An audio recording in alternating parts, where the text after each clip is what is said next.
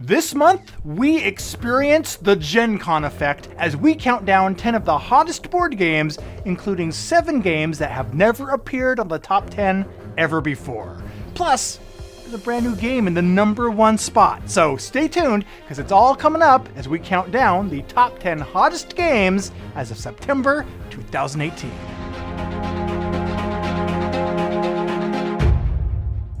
Hey there! I'm Chaz Marler from Pair of Dice Paradise and BoardGameGeek, and welcome to this month's Top 10 Hottest Games, which is based on the titles that are generating the most traffic and discussion on the BoardGameGeek website over the past 30 days. These games are tracked on the site's Hottest Games list, and the higher and longer a game remains on the list throughout the month, the higher it ranks in our top 10. Now, 160 different games appeared on the list over the past 30 days, and we're going to be looking at the top 10 of them, starting with one of only 3 games that were also on the list last month. Kicking off the countdown by retaining spot number 10 on the list is Scythe by Stonemaier Games. Scythe is an engine-building game set in an alternate timeline branching off from the 1920s. Throughout the game, players conquer territory, enlist new recruits, reap resources, gain villagers, build structures, and activate monstrous mechs on the map. Every single part of Scythe has an aspect of engine building to it.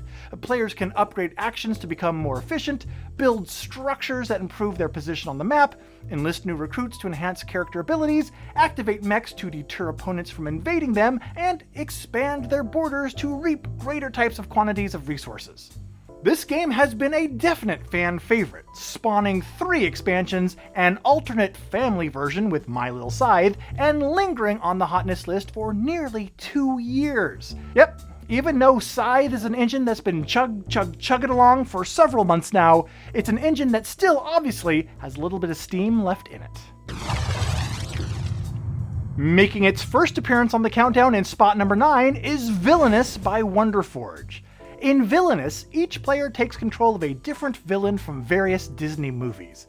Each villain has their own unique deck, board, and objective that completely differs from every other player. For example, one villain may need to lure their nemesis to a certain location on their player board and then defeat them there in order to claim victory, while another may need to find and play certain cards from their deck on each of the locations that they have in order to win.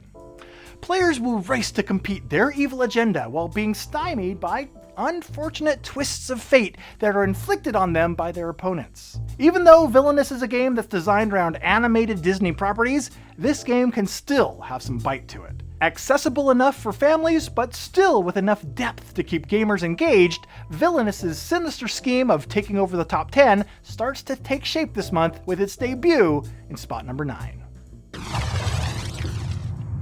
This month's biggest climber, Brass Birmingham, catapults up from spot 90 to end the month in spot number 8.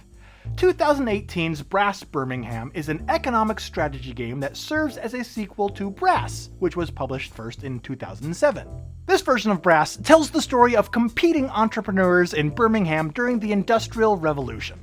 As in its predecessor, players must develop, build, and establish their industries and network in an effort to exploit low or high market demands. Brass Birmingham offers a different story arc and experience from its previous version, and many of the tried and true strategies of the original have been modified in order to introduce new strategies. Now, this new version of the game, published by Roxley Games, has reignited a lot of people's love for this series, and I have been hearing a lot about Brass lately, and I am absolutely certain that I am going to be talking about this game again real soon. Making its debut not only on the hotness list, but to the world in general, is the game that comes in at number 7 this month, Keyforge: Call of the Archons by Fantasy Flight Games. Designed by Richard Garfield, who also created Magic the Gathering, Keyforge is a competitive card game where every single deck that is sold is unique. Not only are the specific collections of cards in the deck unique, but each deck sports even a different card back, making no 2 decks that are sold the same. The goal of this approach to the game's design is to make building custom decks and chasing down and buying booster packs unnecessary. The hope is to also shift the focus from pre-made combos and net decks to the player's ability to make tactical decisions on the fly as they discover the cards and synergies that their deck contains. And with a reported 104 quadrillion different possible decks that can be generated by the system Fantasy Flight is designed, there's apt to be a lot of decks to discover when Keyforge starts shipping the fourth quarter of the year. For the first time in the top 10, coming in slot number 6, we discover Detective, a modern crime board game designed by Portal Games. Detective introduces a series of crime mysteries that players will need to solve. The mysteries are presented in decks of cards, but the decks are simply to set the stage for the real mysteries to unravel. In addition to the materials included in the box, players will also need to take notes, research actual historical events, and access a dedicated online database website that will unlock information and clues about suspects, witnesses, and contain additional documentation that's necessary to crack the cases that your team is investigating. It is a fantastically immersive experience that uses every single tool at its disposal to make the players fill the role of detectives. So if you enjoy solving a really good mystery, you may want to take the opportunity to investigate Detective for yourself. Next up is one of 3 games that remain in the top 10 since last month, and that game is Terraforming Mars by Stronghold Games, which drops from spot number 5 to settle in at spot number 2. In Terraforming Mars, players run mega corporations who are working together in the process of transforming the husk of the Martian landscape into a thriving utopia capable of providing humanity with a new location in which to build convenience stores. Terraforming Mars is one of only 2 games that have appeared on the top 10 every month since this series began. This is a game that's been played a lot since it was first released. In fact, BoardGameGeek user Sebastian S. started a forum thread that tracks the win rate for each specific corporation for 2, 3, 4, and 5 player games. I'll add a link to this unique forum post in this video's description, in case you're curious to see how your own game results compare to the stats that Sebastian has compiled.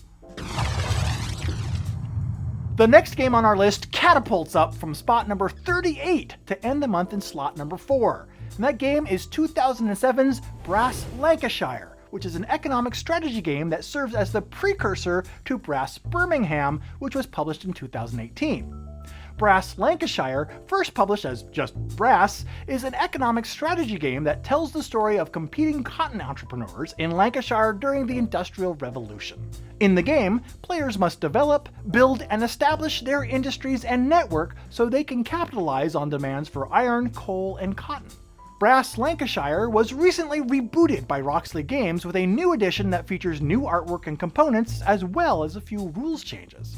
Now, this new edition of the game has reignited a lot of people's love for this series. I have been hearing a lot about Brass lately, and I am absolutely certain that this is a game that I'll be talking about again just a few minutes ago. Leaping up from spot 18 to join the top 10 at number 3 is Everdell, published by Starling Games.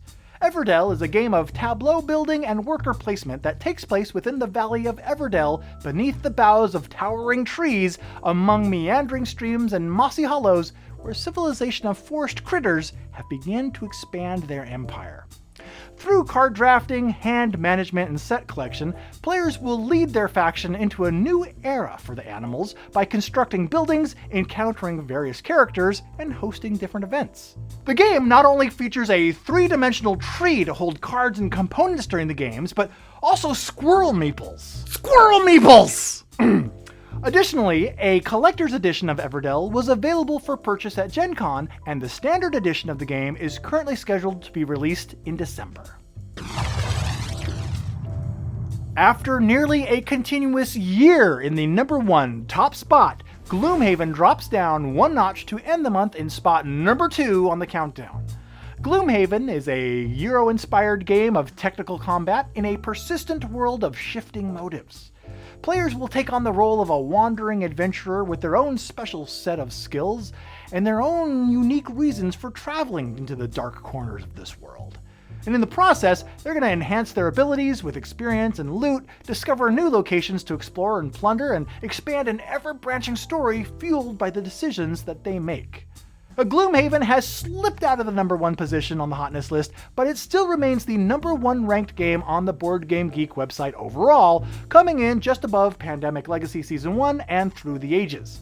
As a result, I am sure that we have not seen the last of Gloom Haven, but this month, Gloom Haven isn't the game that ends our list, and that is because we have a new #1, which is... climbing up from spot number 11 last month to end our countdown in space #1 this month is Root by Leader Games. Root represents the next step in the development of the asymmetric player design that Leader Games introduced in Vast: The Crystal Caverns. In Root, each player has a unique capability and a different victory condition.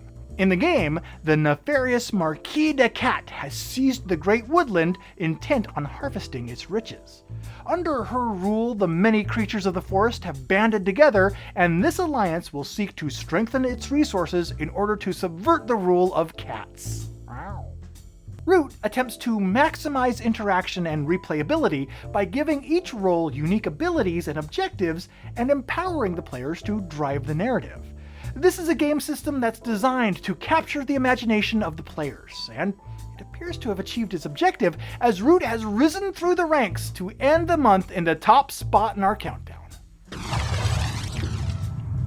And there you have it, your list of the top 10 most popular board games as of September 2018.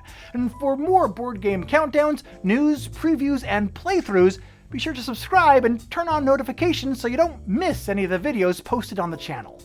Thank you, and until next time, I've been Chaz Marler from Pair of Dice Paradise and BoardGameGeek. Take care. Starting with one of the only three games Villainous may be designed by me, but it's not, because I didn't design it. And that game is 2007's brash game. It's a brash game. Whoa, it's ripping and just brash. The game also features a 3D dimensional tree, or three-dimensional, that's what the D in 3D stands for, is dimensional. So it's a 3D dimensional. Root represents the next step in the development of the asymmetric player design that Leader designed when they designed the design of Vast. When Keyforge starts shipping to in the fourth quarter to the people who are living in the fourth quarter of this year at the fourth quarter of this year. Nailed it.